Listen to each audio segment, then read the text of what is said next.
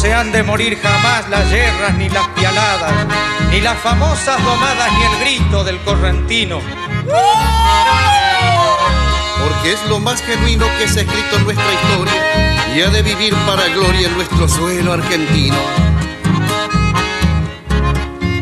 Departamento de Libres, allí en la estancia Luján, el gaucho Tito Bonplan, junto a su piel peonada, batea en la madrugada,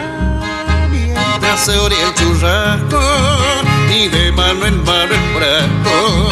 y entre refrán moradas, gaucho sencillo y formal,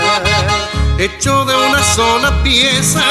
defensor de la grandeza, encierra la tradición, poncho viejo y afacón, sombrero anudo y barbijo, viste al paisano prolijo, he nombrado en mi canción.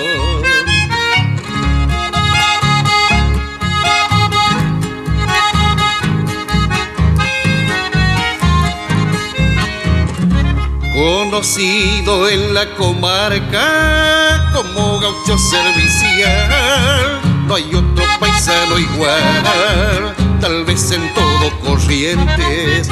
ya sé de que es valiente,